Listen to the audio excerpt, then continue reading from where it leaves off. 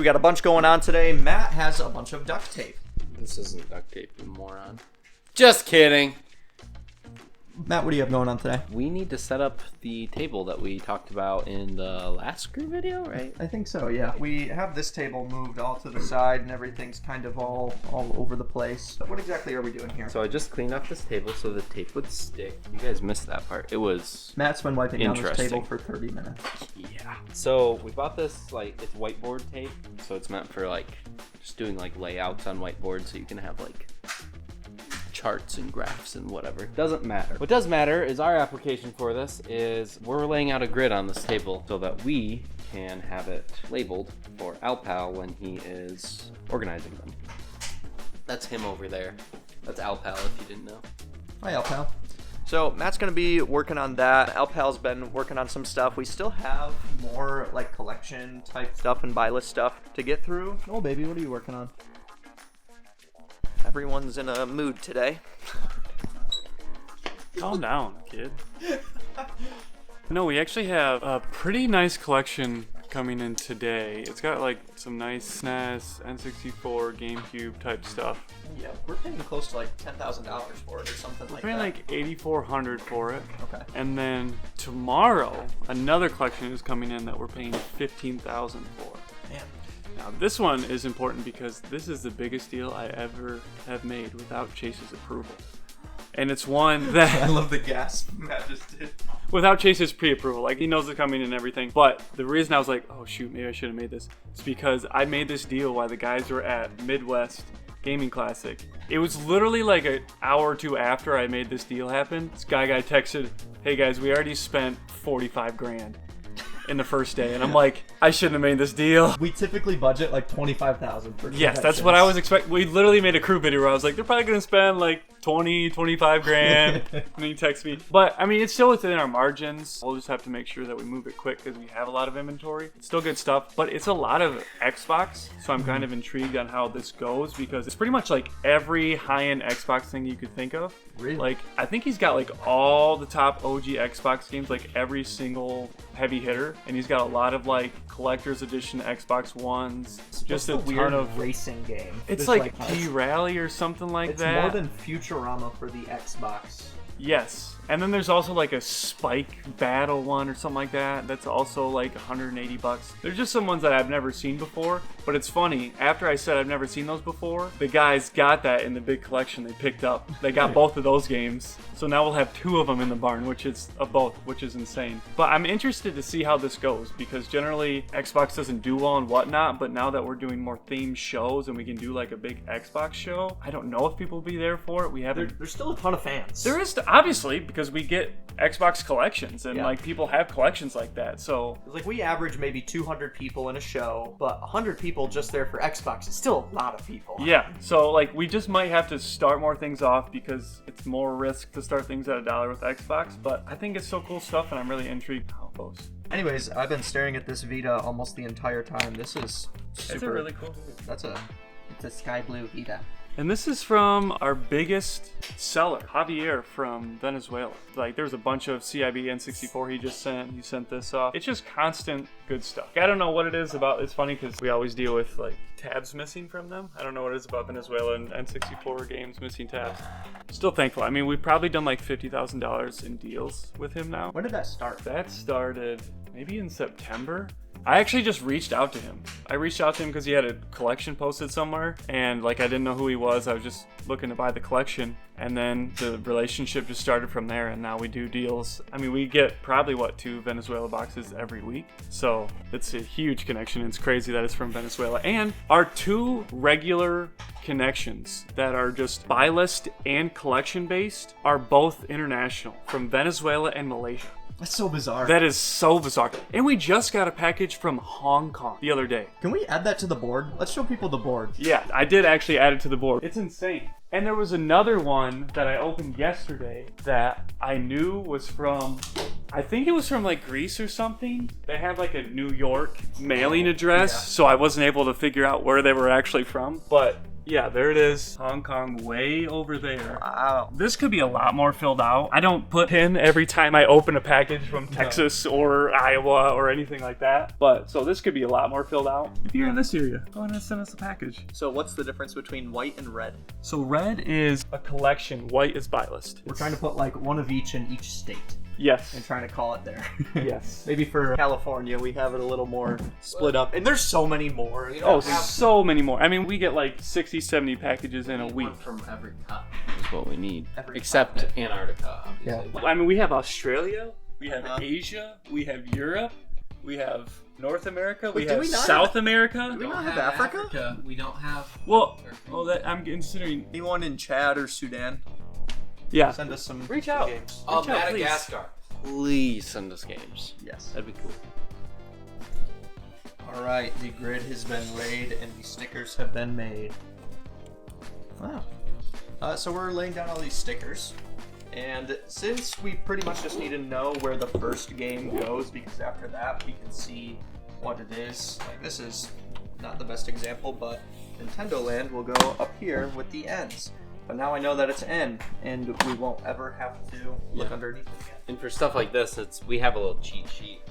Yes, these are all the little categories that we have. We have A, B, C, D, blah, blah, blah, blah, blah.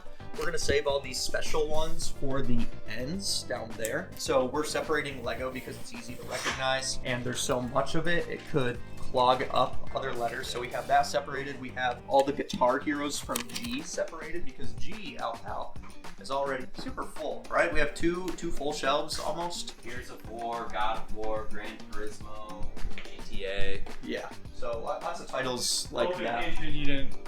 Oh, yeah. Oh, sorry. Golf.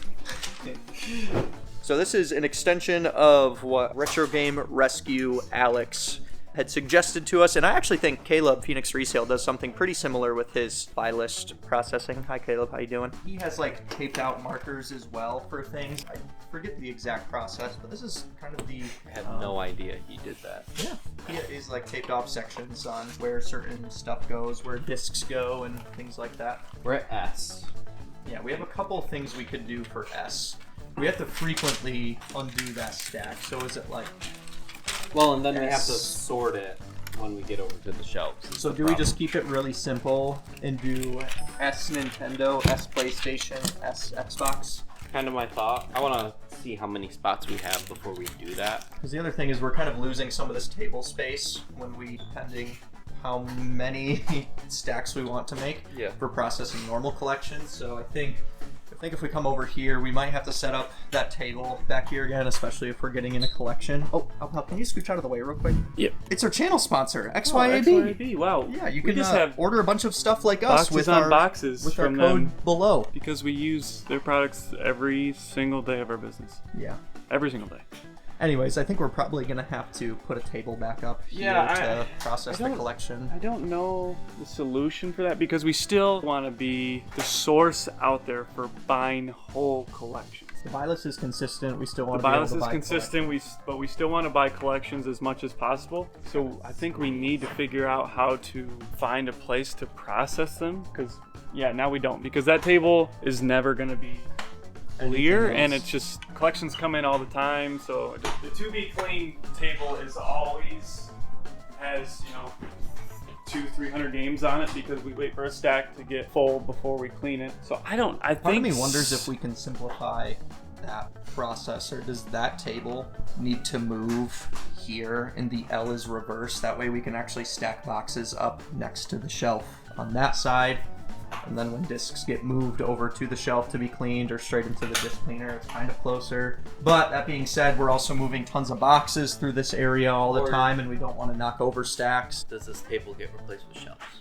Oh, that's not a bad idea. I actually really like that idea. The only problem with that is that this space is still used for that's why I take out all the games from the buy list package and put them on here before I process it. But I do think a shelf, like another shelf like that where I just... Well, what if we got a 4-foot table that goes in front? Ideally, we're never going to fill up those... We don't need that many bays. Sometimes we don't clean all of the discs right away just because we're filming or we're lazy. That's not the case here.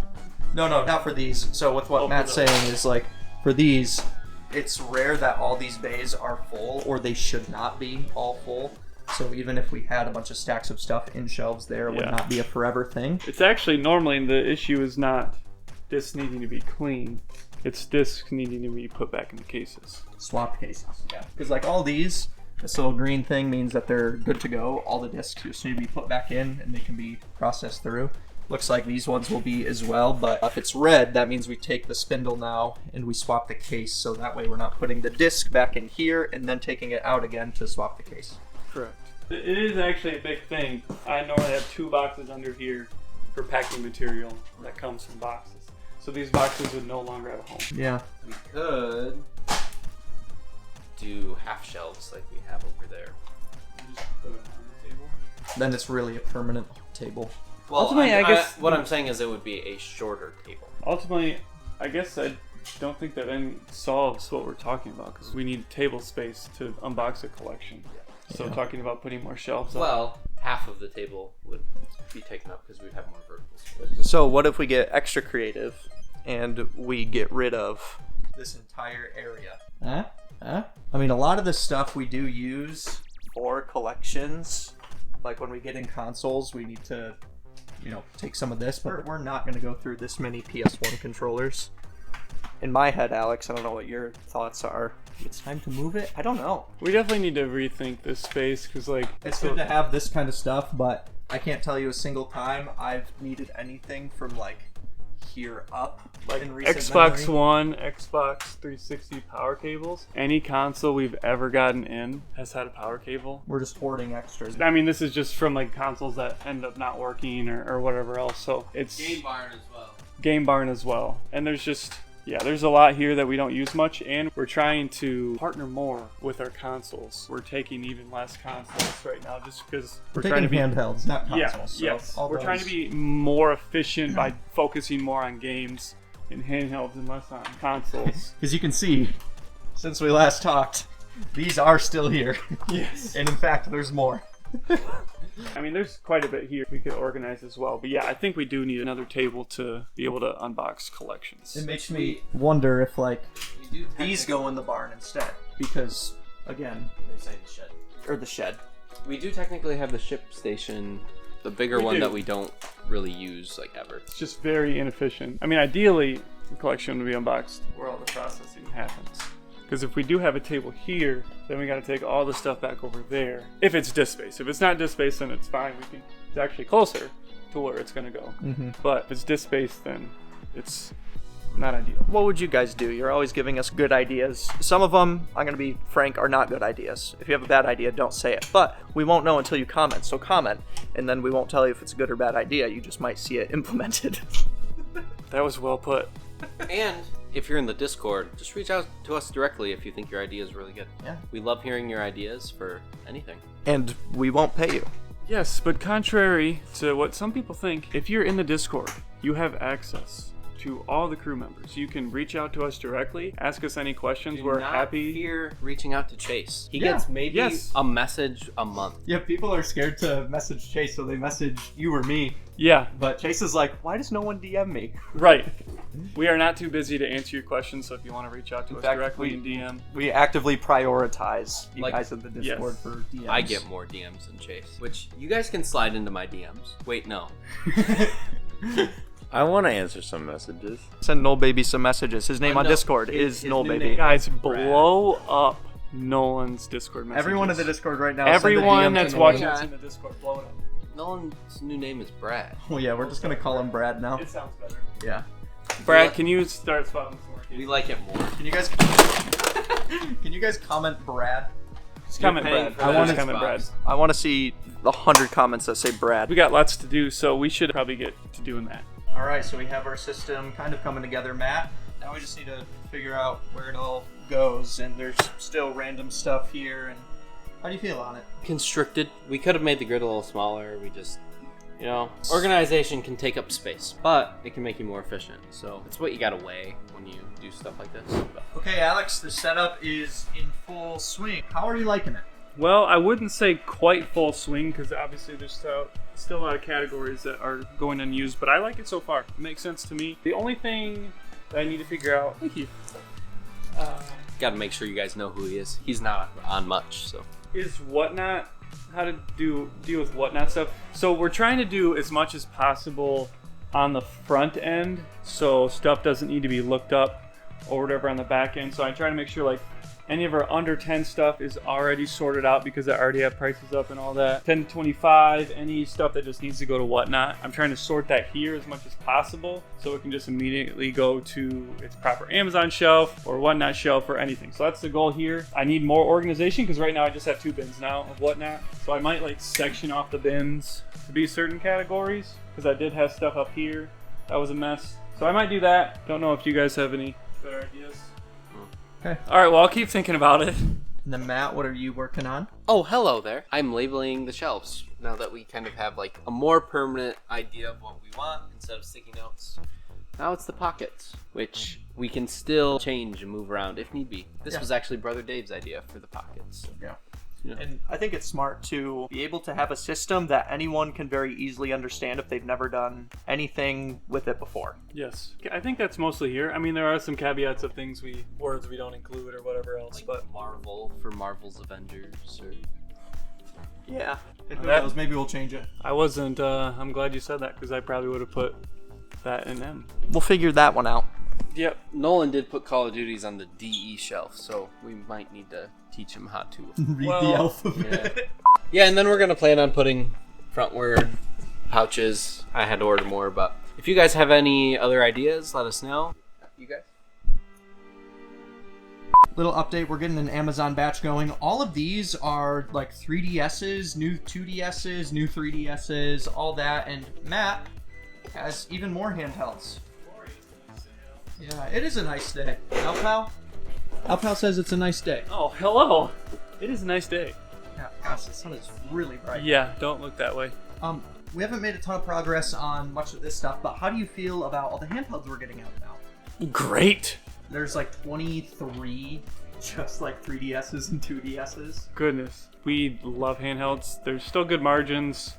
They sell quick. I mean, it's thousands in profit just sitting. Thousands in profit, yes. I'm happy. I'm glad. I told Matt, please do that today. He had a plan to do it. I'm doing it. He's doing it. And it is the most valuable thing he could be doing in this business, so I'm glad he's doing it. And we're all chipping in. I mean, you just helped, Sky Guy, Brad helped, everybody helped.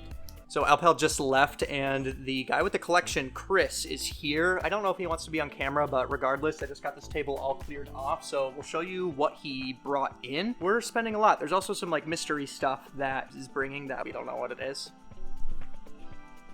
All right, so Chris just stopped at the barn. He brought us a lot of goodies. What might I say? Chris, you are a gentleman and a scholar. Very, very nice Very meeting nice, you. yeah. Very, very nice guy. Gave him a tour, hung out for a bit. Got some collection pieces that you guys will see later, but my oh my.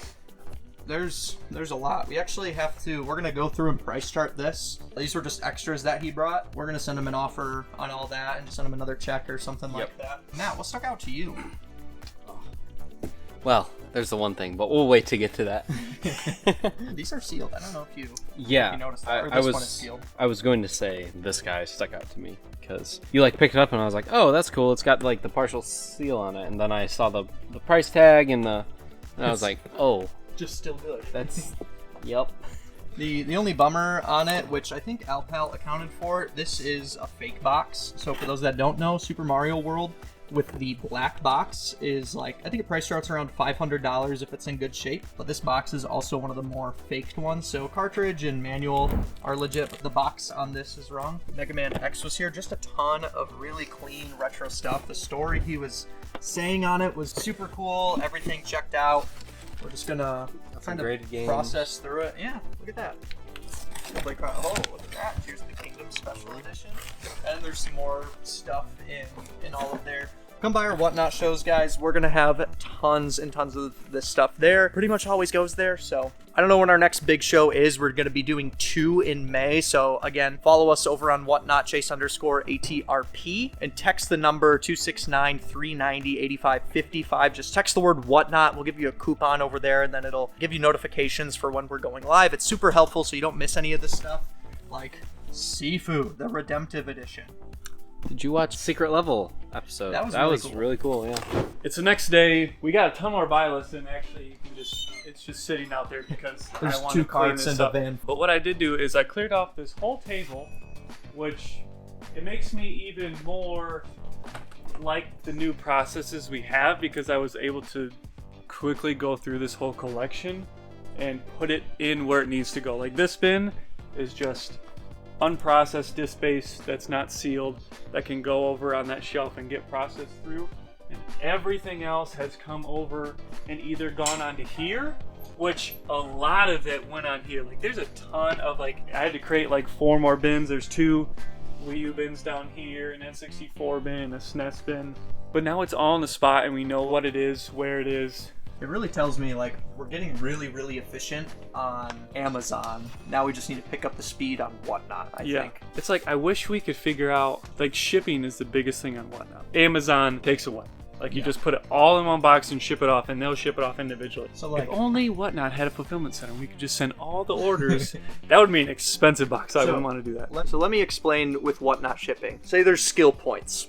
One person is shipping, and it costs 100 skill points. If 2 people are shipping, you think it costs 200. Really, it's 400 because it's so much more efficient. There's just a much better payout. I don't know if that's a good analogy at all, but No, it makes sense. So shipping with 2 people, I think, is something we need to switch to because it can turn a 4-hour ship job for 1 person into a 1-hour ship job for 2 people. Which has happened. I've helped Nolan ship this. Yes, I mean, it happened today. We shipped Yeah. this morning. We've been doing a bunch of stuff over on Amazon pretty much all morning. Matt and I got here early. Nolan got here early. Alpal came in late. What? He had good reason. Yeah, so for instance, it was, I'm not sure if it was last week or the week before, we did a big NES and SNES show, and the shipping just takes a lot longer because pretty much everything is going in boxes. It's got to be protected more because it's delicate stuff, and I helped Nolan ship, and we got done before 11. I think if Nolan did that by himself, he wouldn't have been done until 10 the following day. Mm-hmm. So that's a ton more hours that he can do Amazon processing, that I can do buy list processing. It wasn't even 11. We got done with shipping at 9. Well, I'm not talking about today. I was giving an example. But yeah. Now shut up. Today we shipped the show from yesterday in an hour, which it would have taken you at least 3 hours. So Because there's only so efficient you can be when load times are a real thing Yeah. on a website. Yeah. And pulling orders is a Right. real, okay, the order's Yeah. pulled and I can't pull the next one Right. because it won't load. yeah, It's really good when the person who is pulling the actual items can just focus on that instead of having to change their mindset from, okay, I just pulled 10 orders, I gotta package them up now, and it just kind of just throws off the game. The It batch mentality. Shifts focus. say that. We talk about that so much on this channel about batch mentality, and that's it. The person on the computer is just picking orders. That's where their mindset is at. They can focus on being efficient with that. And then the shipper, they just know they're grabbing an order, shipping. It's so much more efficient rather than having to go back and forth between those tasks. Yeah. I hope you guys enjoyed this episode. We're going to be pretty much trying to get out $100,000 of stuff to Amazon and whatnot. So Oh yeah, we're also getting a $35,000 collection in today. So that'll be about it. See ya.